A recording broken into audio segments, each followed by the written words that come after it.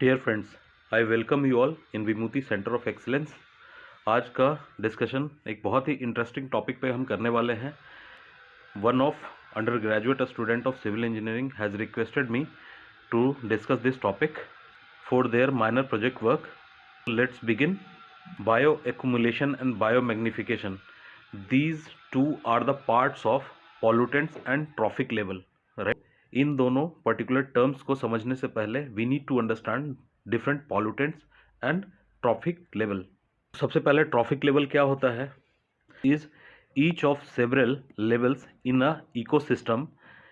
Each level consist of living creatures that shares the same function in food chain and get their food from the same sources. कहने का मतलब हमारा जो ecosystem होता है वो डिफरेंट लेवल्स में बटे होते हैं और जिसमें हर लेवल पे डिफरेंट क्रिएचर्स होते हैं, shares the same function in their food chain and get their food from the same sources, right. और इसको और आगे एलिब्रेट करते हैं तो जो इकोसिस्टम में डिफरेंट ट्रॉपिक लेवल्स होते हैं उसमें सबसे बेस में कौन होता है? तुम्हारा प्रोड्यूसर, जिसको ऑटोट्रॉप्स बोलते हैं, हु आर प्लांट्स, जो कि फोटोसिंथेसिस करके फूड चेन में फूड को प्रोड्यूस करता है। और इस प्लांट्स को कंज्यूम करने वाले होते हैं हार्बीवोर्स, जिसको प्राइमरी कंज्यूमर बोलते हैं। जो ऑटोट्रॉप्स के नीचे जितने हैं ये सारे हेटरोट्रॉप्स की कैटेगरी में आते हैं। तो प्राइमरी कंज्यूमर आपका क्या हो गया? Herbivores. Then next set of your carnivores, जिसको बोलते हैं हम सेकेंडरी कंज्यूमर। देन नेक्स्ट क्या हो जाएगा? कार्निवोर्स जो होगा उसको टर्सरी हो गए। एंड सबसे टॉप कार्निवोर्स भी होगा इसमें, जिसको ऑर्डिनरी कंज्यूमर कहते हैं। तो बेसिकली फ्रेंड्स, यहाँ पे देखा जाए कि डिफरेंट ट्रॉफिक लेवल्स में हो क्या रहा है, this is basically flow of energy from producer to the top carnivores, right. तो जो different layers of trophic level होता है आपका इकोसिस्टम में, उसमें किस तरह के इंटरेक्शंस कंपोनेंट होते हैं? तो बेसिकली 3 होता है: food chain, food web and food pyramid. तो आप यहाँ पे देखिए एक पिरामिडल स्ट्रक्चर आपको बना के दिखाया गया है यहाँ पे। तो यहाँ पे क्या है? टॉप पे टॉप कार्निवोर्स है और बॉटम में कौन है? प्रोड्यूसर है, right, plants. So basically flow of energy through the metabolic activity takes place. तो bioaccumulation and biomagnification को समझने के लिए जो नेक्स्ट कंपोनेंट था आपका पॉल्यूटेंट्स, तो ये पॉल्यूटेंट्स जो बात कर रहे हैं वो किस तरह का होगा? आपका नॉन डिग्रेडेबल होगा, which cannot be metabolised by the living organism. ये नॉन डिग्रेडेबल पॉल्यूटेंट्स इकोसिस्टम के डिफरेंट ट्रॉफिक लेवल में ट्रैवल करेगा। तो दो तरह की प्रोसेस होती है, that is your first bio accumulation and bio magnification. अब यहाँ पे bio accumulation and biomagnification को वन बाय वन अंडरस्टैंड करते हैं। तो बायो एक्यूमुलेशन क्या है? It is how they enter into the food chain first.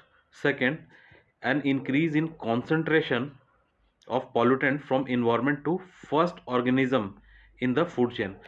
तो जो फूड चेन है उसमें जो कंज्यूमर होगा पर्टिकुलर फूड चेन का, तो उस ऑर्गेनिज्म में किस तरह से ये नॉन डिग्रेडेबल पॉल्यूटेंट का कंसंट्रेशन इंक्रीज कर रहा है, that is your bio accumulation. अब बायो एक्यूमुलेशन होके क्या होगा कि फूड चेन में ये जो नॉन डिग्रेडेबल पॉल्यूटेंट्स हैं एंटर कर गए हैं, तो एक पर्टिकुलर ट्रॉफिक लेवल पे उनका कॉन्सेंट्रेशन लेवल बढ़ेगा। अब सी हमने देखा कि किस तरह से ट्रॉफिक के डिफरेंट लेवल हैं इकोसिस्टम में। तो जो नेक्स्ट सब्सिक्वेंट लेवल में जो ऑर्गेनिज्म है वो बिलो के ऑर्गेनिज्म को जब कंज्यूम करेंगे तो फिर क्या होगा? ये pollutants will travel to the next trophic level, right. तो इसको हम बायो मैग्निफिकेशन प्रोसेस में समझेंगे कि tendency of pollutants to accumulate when move from one to next trophic level. तो एक से दूसरे ट्रॉफिक लेवल में जब ये पॉल्यूटेंट्स ट्रैवल करते हैं तो they start accumulating, right. Then next point means increase in concentration of pollutants from one link in food chain, right. तो एक फूड चेन में जो है कॉन्सेंट्रेशन लेवल क्या होगा? Subsequently will increase. तो जो आपका bio accumulation and bio magnification होना है उसके लिए जो पॉल्यूटेंट्स है मस्ट कैटर फ्यू कैरेक्टरिस्टिक। पहला, जैसे लॉन्ग लिव्ड होना चाहिए। यदि ये शॉर्ट टर्म होगा तो ऑलरेडी ऑर्गेनिज्म के बॉडी में जब ये पॉल्यूटेंट्स जाएंगे तो वो डिकम्पोज हो जाएगा मेटाबॉलिक एक्टिविटी के थ्रू। तो ये लॉन्ग लिव्ड होना चाहिए। दूसरा क्या होगा? ये मस्ट बी मोबाइल। मीन्स एक ट्रॉफिक लेवल के ऑर्गेनिज्म को जब नेक्स्ट ट्रॉफिक लेवल का ऑर्गेनिज्म जब कंज्यूम करेगा तो ये पॉल्यूटेंट्स ट्रैवल करना चाहिए। Third, it should be soluble in the fats. Then biologically ये एक्टिव होना चाहिए, कि मीन्स कि जब ये पॉल्यूटेंट्स यदि और लिविंग ऑर्गेनिज्म की बॉडी में एंटर करेगा तो बायोकेमिकल रिएक्शंस में पार्ट लेगा ये, और इसके क्या कॉन्सिक्वेंसेज होगा that is a separate issue, वो हम डिस्कस करेंगे। तब ये पॉल्यूटेंट्स के एग्जांपल्स को देख लेते हैं। जैसे हो गया मरकरी, कैडमियम, लीड, ठीक है, excessive nitrate in the drinking water, fluoride content का ड्रिंकिंग वाटर में ज़्यादा होना एंड अदर्स। तो आप अपने प्रोजेक्ट वर्क में इस चीज़ को आप फाइंड आउट कर सकते हैं कि और कौन कौन से पॉल्यूटेंट्स ऐसे हैं जो नॉन डिग्रेडेबल है, जो एक ट्रॉफिक लेवल से दूसरे ट्रॉफिक लेवल पे ट्रैवल करेगा related with your project. Now अब हमने समझ लिया कि जो ये पॉल्यूटेंट्स हैं वो नॉन डिग्रेडेबल कैरेक्टरिस्टिक के होने चाहिए। अब हमको ये समझना है कि इसके सोर्सेज क्या हैं। अब इसको समझने के लिए हम देखेंगे with respect to your water pollution, second your soil pollution and solid waste. ठीक है, यहाँ पे मैं आपको एक एग्जांपल दूंगा जिससे आपको चीज़ों को समझने में आसानी होगी। जैसे उदाहरण के तौर पे एग्रीकल्चर लिया, तो हमें ये समझने की ज़रूरत है कि एग्रीकल्चर में क्या ऐसी प्रैक्टिसेस की जा रही है जिसकी वजह से मेरा soil and water is getting polluted. ठीक, जैसा कि एग्रीकल्चर में NPK यूज़ किया जाता है एज फर्टिलाइज़र। और आप एक चीज़ देखेंगे कि जो डिस्टॉर्टेड प्रैक्टिस जो है एग्रीकल्चर में, कि नाइट्रोजन जो यूरिया जिसको कहते हैं उसका रेशियो बहुत ज़्यादा यूज़ किया जाता है। अब एक्सेसिव यूरिया की यूज़ करने की वजह से क्या होगा, that will lead to leaching, जो कि ग्राउंड वाटर टेबल को कंटामिनेट करेगा, राइट। अब दूसरा, एग्रीकल्चर में क्या है, बहुत ज़्यादा पेस्टिसाइड्स, हर्बिसाइड्स, बीडिसाइड्स वगैरह यूज़ किए जाते हैं which creates the long term effect. और सम हाउ इसके यूज़ करने से क्या होता है, वो फूड चेन में एंटर करते हैं and they start functioning these two parameters, bio accumulation and bio magnification. और एग्रीकल्चर की ही एक बात करें तो और क्या फेनोमेना होता है, सरफेस रन ऑफ। अब आप जान रहे हैं कि यूरिया को आप एक्सेस में यदि आप यूज़ कर रहे हैं एग्रीकल्चर में तो क्या होगा, सरफेस रन ऑफ होगा। जब रेनी सीजन में तो क्या होगा, पानी इनको बहा के कहाँ पे ले जाएगा, पॉन्ड में, लेक में एंड रिवर्स में, जिसकी वजह से क्या होगा, एल्गल ब्लूम होगा एंड यूट्रोफिकेशन प्रोसेस होगा। एंड ये क्या कॉन्सिक्वेंसेज क्रिएट करेगा, जो वाटर बॉडी होगी उसमें डिजॉल्व ऑक्सीजन का कॉन्सेंट्रेशन लेवल को कम कर देगा, जो कि एक्वेटिक लाइफ के लिए एक डेंजर है। आपने इन्वायरमेंटल इंजीनियरिंग में पढ़ा होगा कि एक वाटर बॉडी में यदि डिजॉल्व ऑक्सीजन का कॉन्सेंट्रेशन लेवल यदि 4.2 मिलीग्राम से कम हो जाएगा तो it becomes dangerous for the aquatic life survival, right. Aquatic life से लाइक फिश, उसको यदि ह्यूमन कंज्यूम करेगा तो इस तरह के जो नाइट्रेट कंटेंट है और that will start bio accumulating in the human body, और साथ साथ उसका लेटर स्टेज पे बायो मैग्निफिकेशन भी होना शुरू हो जाएगा।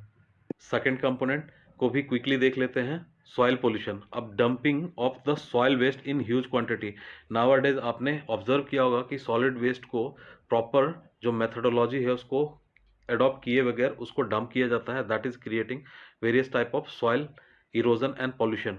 ठीक है, and pollution produce due to the urbanization. अब आप अपने माइनर प्रोजेक्ट में सॉलिड वेस्ट या वाटर पोल्यूशन या सॉइल पोल्यूशन को डिस्कस कर रहे हैं तो उनके कॉजेज को, उनके सोर्सेज को, अन इम्पॉर्टेंट पॉल्यूटेंट्स को डिस्कस करना चाहिए यदि आप bio accumulation and bio magnification की बात कर रहे हैं तो। और यहाँ पे जो पॉल्यूटेंट्स की बात करेंगे वो नॉन डिग्रेडेबल पॉल्यूटेंट्स की बात करेंगे। वजह से होने वाले इम्पैक्ट्स इन डिफरेंट डायमेंशंस को भी इंक्लूड करना चाहिए। वो आपकी डाइवर्स थिंकिंग, एनालिटिकल अप्रोच को बताएगा और आप किस तरह से एक प्रोजेक्ट वर्क को डिफरेंट पर्सपेक्टिव से दिखा रहे हैं। एक रिसर्च स्कॉलर के तौर पे आपको ये चीज़ें इंक्लूड करनी चाहिए। तो इसको जब इम्पैक्ट्स को समझेंगे डिफरेंट डायमेंशंस में, like social, economical, political and environmental, right. अब इसको quickly one by one discuss कर लेते हैं। और यहाँ पे जो मैं पॉइंट्स लिख रहा हूँ ये सैक्रोसेंट लिस्ट नहीं है, आप इसमें और भी पॉइंट्स को ऐड कर सकते हैं, राइट।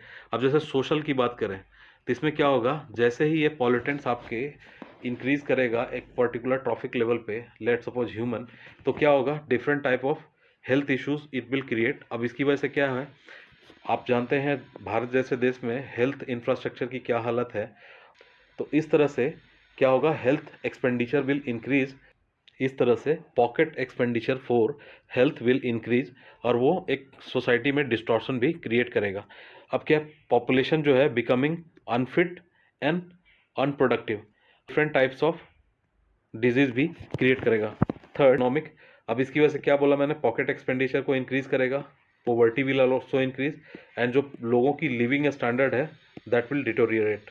इसका नेक्स्ट जो गवर्नमेंट का एक्सपेंडिचर है वो हेल्थ पे ज़्यादा इंक्रीज करेगा, जिसकी वजह से other developmental activities will be compromised.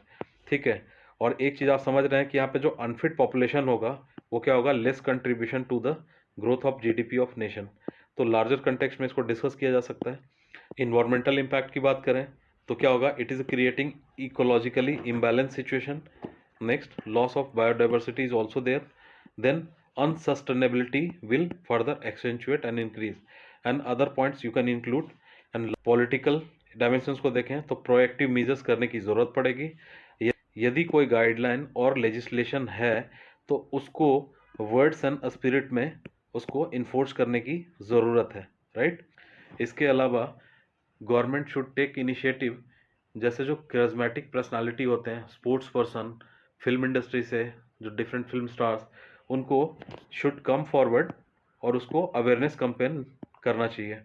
तो इसका ही एक बहुत ही डायनेमिक सा परिणाम होता है। उदाहरण के तौर पे एक समय था जब पोलियो अपने देश से ख़त्म नहीं हो रहा था। अब ये करिज्मेटिक पर्सनालिटी श्री अमिताभ बच्चन जी जब आके बोले 2 बूंद ज़िंदगी के, तो एक गांव से, रिमोट एरिया से, हर तरफ से लोग हैं जो अवेयरनेस उनके अंदर आई कि हाँ, पोलियो की खुराक बच्चों को पिलानी चाहिए। And now India is a polio free country. तो फ्रेंड्स, आई होप कि ये डिस्कशन से आपको काफ़ी क्लैरिटी आई होगी और many points you can include in your minor project work. ठीक, this is all I have to discuss. यदि आपको लगता है कि आपकी डाउट्स अभी भी किसी टॉपिक को लेके है या इसमें कुछ चीज़ें और है जो डिस्कस करना चाहिए, you can put your comment. I will definitely help you out. This is all, friends. All the best for your minor project work.